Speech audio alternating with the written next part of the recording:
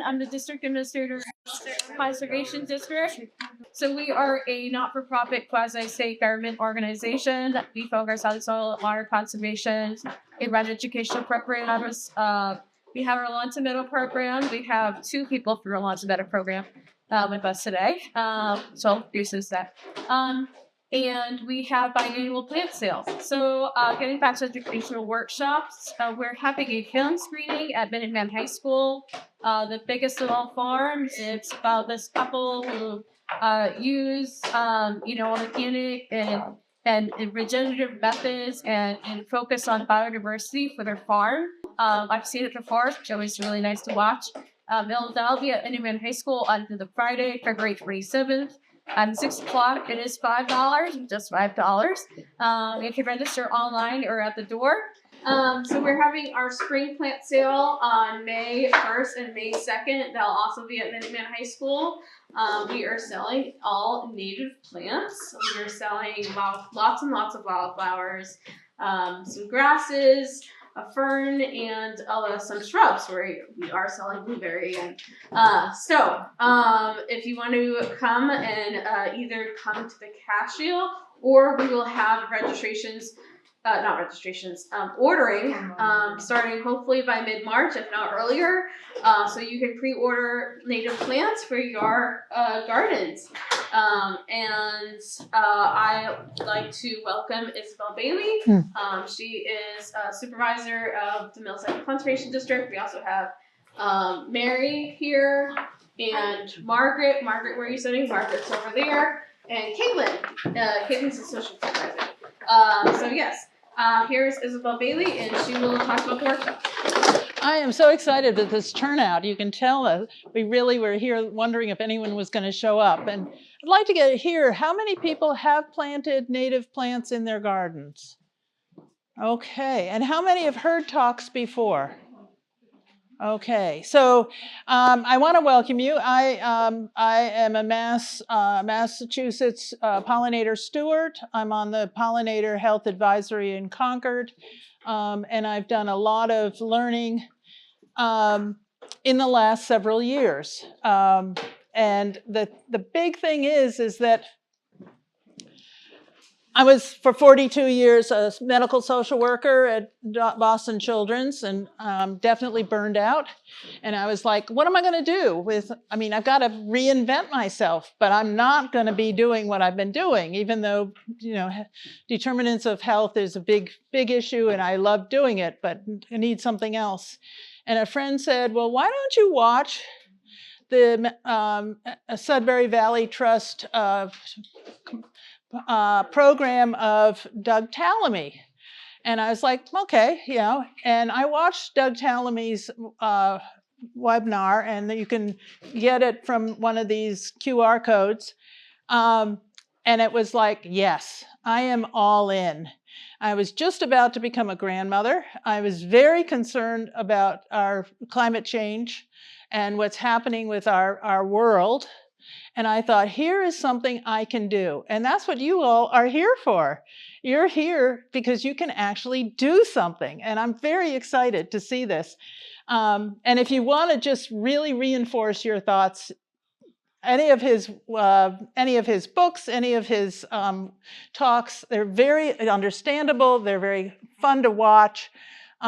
He's an entomologist, and he really talks about where do we start in the circle of life. And we really start with the food web, because if we don't have insects, we don't have pollination. If we don't have pollination, we don't have food.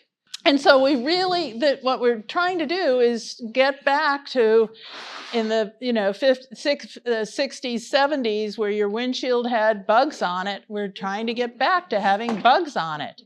And you are making it happen, and you're making it happen because we have destroyed the environment. And how and why have we destroyed it? We've really destroyed it, as Michael Pollan says, because of our desire for botany. We want something big and blooms gorgeous. And a lot of the things that are in the nurseries, or the cut flowers you find, they are sterile. They don't have the nectar, the pollen. in them. But it isn't only about nectar and pollen. But the other thing is we want sweetness. And so we've got the honeybees as our big thing. Well, honeybees are actually not native. And they're very aggressive towards our native bees. And we have over 300 native bees in Massachusetts, but they get knocked. I've actually watched them knock, the honeybee comes over and just knocks the native bee off the flower. The other is that we're looking for, the intoxication of immediate reaction. Everything happens all of a sudden. And that's where annuals are wonderful, because you put them in the ground and my zinnias come up. And I do plant zinnias because the butterflies seem to love them. I got to find out why. But, we want instant gratification. And the last is that, we really feel that we should be controlling nature. I mean, if it wasn't for Noah, none of this would exist. So he was the beginning of a sense of control. We can get 2 by 2 and such. And so here we are trying to look at how we can now partner with nature, not just be in control. And we do that by, planting a jug and having them germinate and having them actually be a host plant. A lot of what we're going to plant today, the insects will plant their egg, the caterpillar will grow, and then it will come into blossom. But the host plant is really key to all of this. And we know that through the monarch, that if you plant one of our milkweeds, you'll find that that's really going to feed the next generation of monarchs. And then the milkweed might bloom or not bloom depending on the year. And that does give you nectar and pollen. But the big key is the host plant. And then the seed pod, and the circle continues. I think the big thing is, how do we prepare our yards to truly not kill our environment? And, the big thing is to remove invasive plants. And actually, right now is the best time to go out, and you can see the porcelain berry or the bittersweet twisting around. You can cut it off and mark it so that when the ground defrosts, you can dig it up and do. And actually, this is a great time to do the invasive honeysuckle, or the rose, the multiflora rose. And a multiflora rose because it's got like a fishhook thorn. You pull away and it won't let go. A cultivated rose will let go, but the other won't. And so what you're going to do is get rid of invasives. And once you've disturbed the soil, then you can plant any seeds in there. Get rid of the pesticides. The neonics actually attack the nervous system of particularly birds, and then a bird can't swallow. It actually makes it so they can't swallow. But it also kills the bees, the butterflies, and all of those. And there actually was an article I read yesterday where even the cut flowers, which are covered with pesticides to keep the bugs out, that the people that are handling that are actually getting sick from handling those plants, which is that was very disturbing. So then we're going to plant the native plants, and we want to cover the whole host of the year. So you want spring, early summer, late summer, fall, so that there's a continuous sense of feeding these insects. And then water management actually comes in as part of this because of the deep roots of the native plants. It helps the water to soak in rather than to have all this runoff. And if you look at my neighbor's turf lawn, you will know that turf has roots this deep, and they run their sprinklers and it runs right off. So does their pesticide, so does their fertilizer, because these foreign plants need more fertilizer, more water, where the plants you're planting will go deep. They are made for our environment.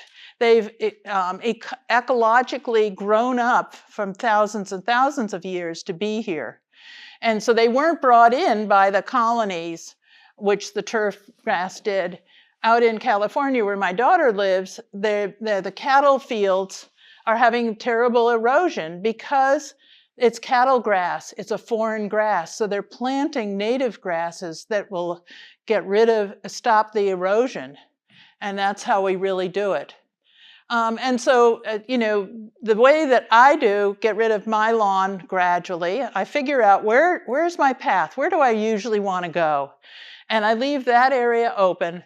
And then I do sheet mulching. I take a big sheet of cardboard or several overlapping, put dirt or any way to anchor it down. And then I put soil or wood chips over, and I plant through that. The cardboard becomes humus. It keeps the moisture in. No weed seeds are available, which I love. And then I can move forward. And that's how we can move in by encroaching or actually making a plot in your yard to get rid of that. So what will the pollinator garden provide? It will provide food for the animals. It'll provide water and nectar. It'll provide shelter where they will, I don't know if anybody's ever seen the bumblebee in the fall getting right in there in the bud just to stay warm. But it's shelter also for them to be able to nest over the winter. And if you wanted to know if something is native or not, look it up and go by Botany. It's a wonderful website put out by the Native Plant Trust, and you can just put it in and go. But the big thing is, how do I choose a plant? And there are keystone plants that just support so many insects. And oak trees support over 400 different insects. They're in the bark, they're in the buds, they're all over. And the same thing with asters and goldenrods. They really help.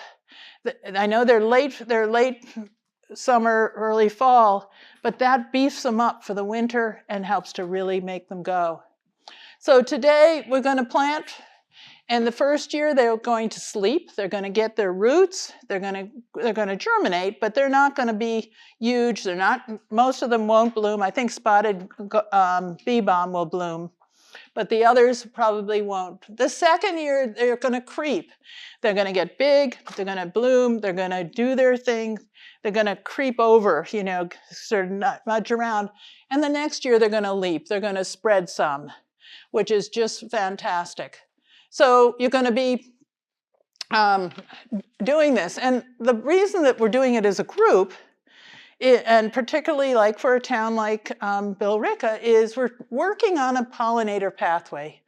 Some of the bees don't travel very far for food. But if you have a host, a nectar, and a pollen plant, and your neighbor does, they don't have to go far to get that.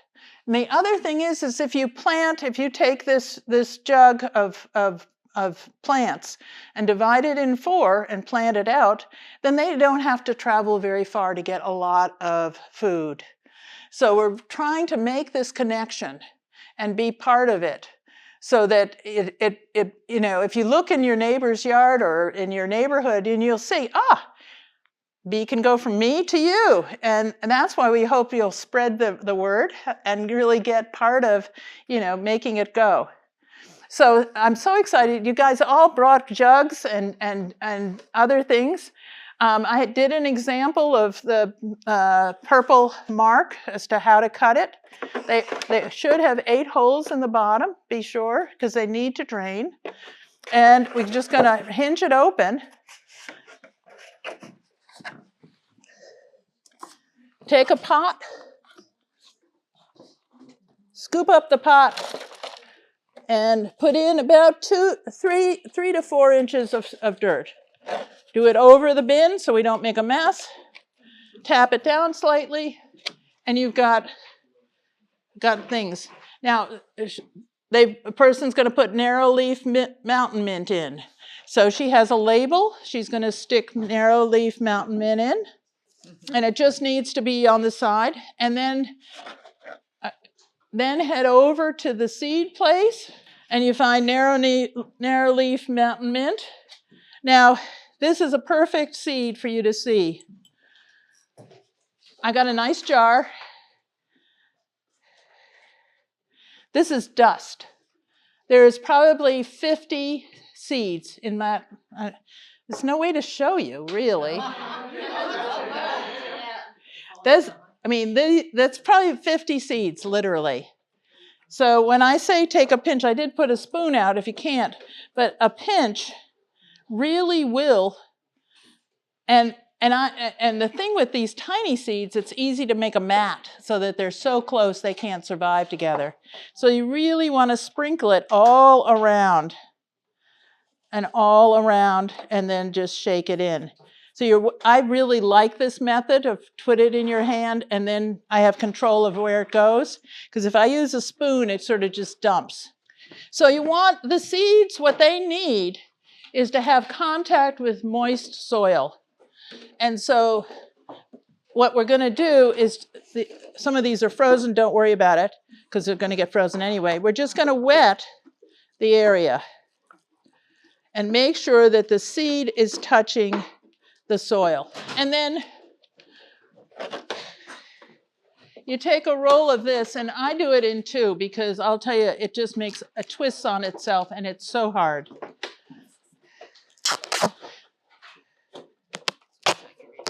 Okay, so what I also do recommend, and this woman was right on with marking the outside of the jug, but I tend to write it up here because when it gets down in the snow and it gets down in the grass that's growing around it, I can't see it.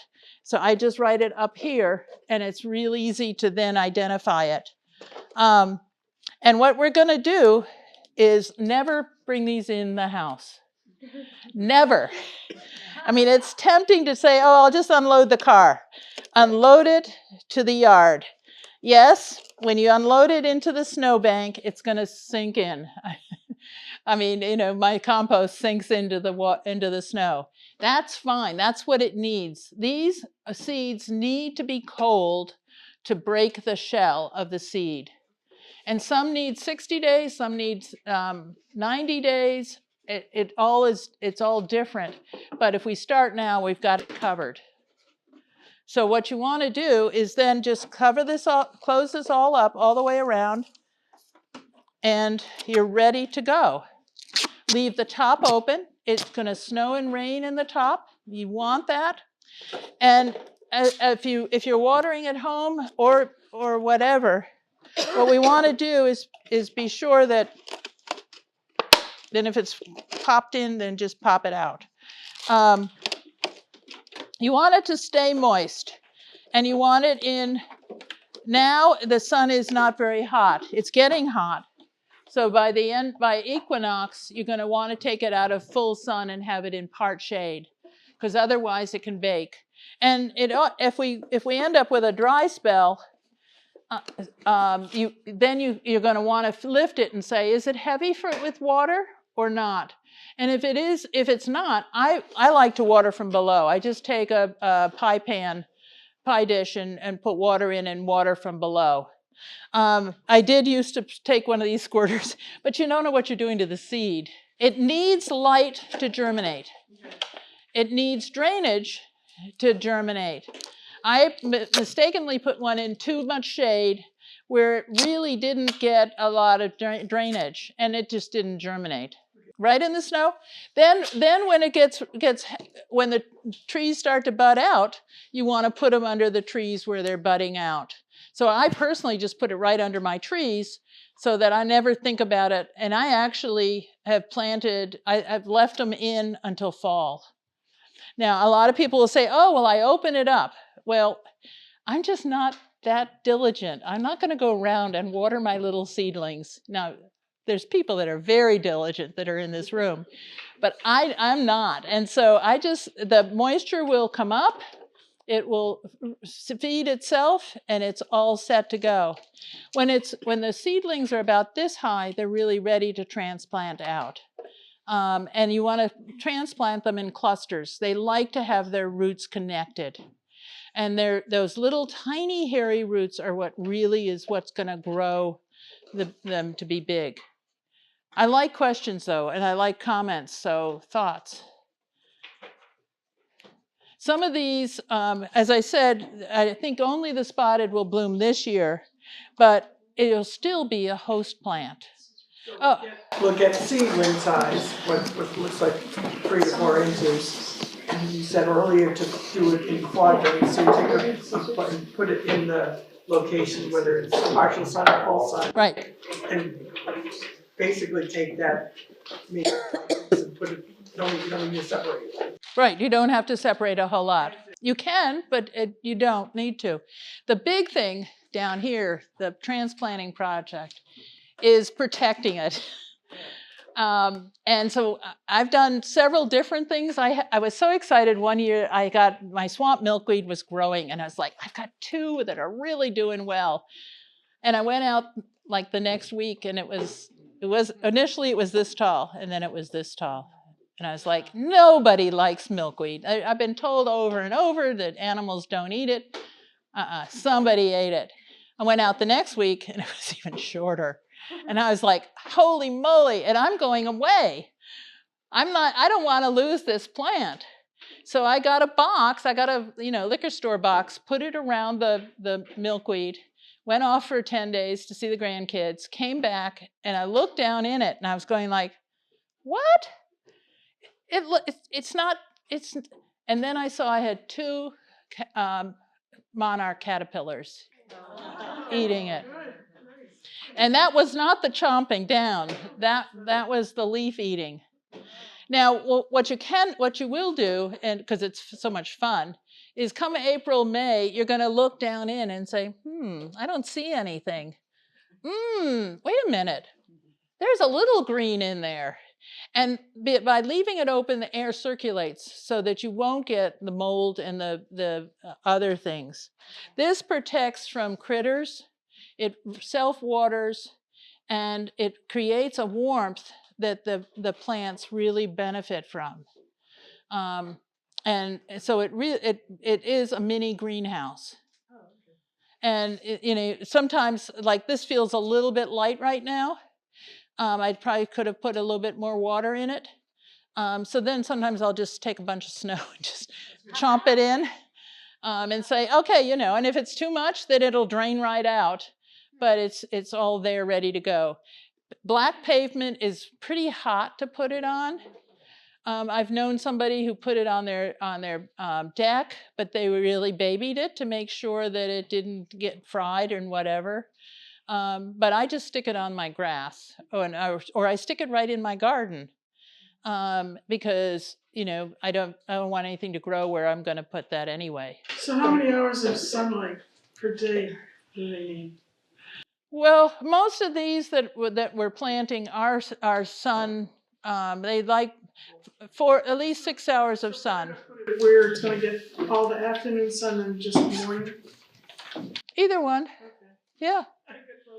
Yeah. No, I think it's it really depends on the intensity of the sun. Because if it's full sun, it will dry out faster, because it'll really evaporate quickly. So then you just want to watch it a little bit more. Do you need to worry about protecting it from the wind? From what? From the wind, drying it out faster? I live in a really windy place, and I just don't want it to blow over. I mean, I'm really windy. They blow over my big bins. So I do give it a little bit of a protected area. You do, okay. Yeah. No, those good questions. I have a question. When you go to transplant your plants, how do you know if they're sun plants or shade plants? Well, you can go to Go Botany, or you can keep track from the listing we have here. But most of them will do part shade.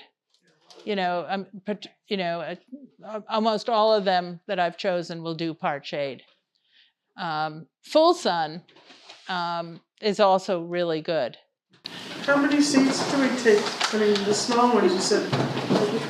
So what you're going to do is come up and take a pinch. I mean, and the pinch, pinch into your hand so you have a sense of how many you have.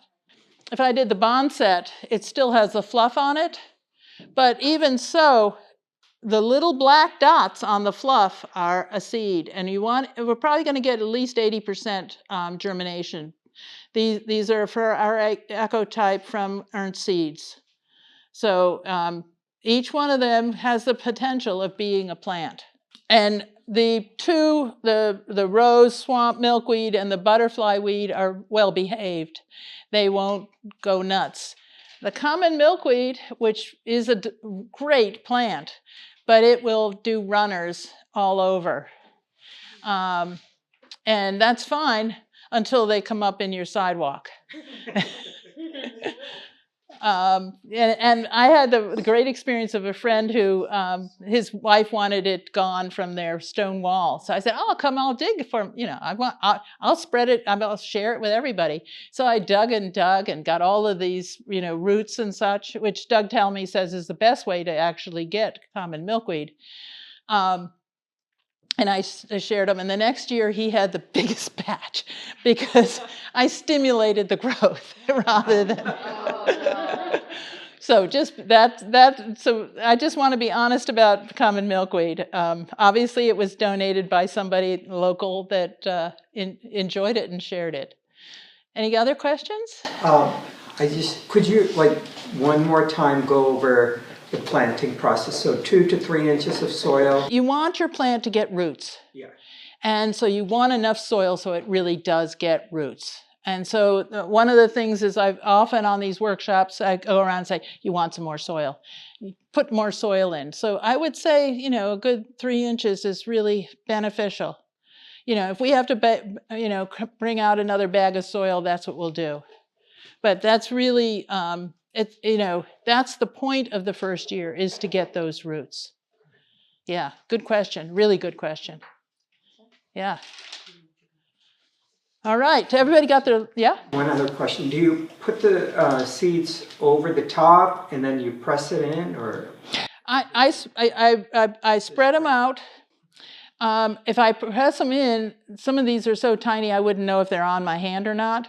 So I will tamp down the soil first a little bit, then put the seeds, and then water to be sure that they are touching. Is that, yeah? Can you put different types of seeds in the soil? You can mix your seeds, but they will germinate at a different time. And so you won't really know what you have. I have said to people, maybe do half one and half the other. So at least you've got some division in that. But we've got lots of jugs. So we don't need to be, skimpy about this. You really can do each one.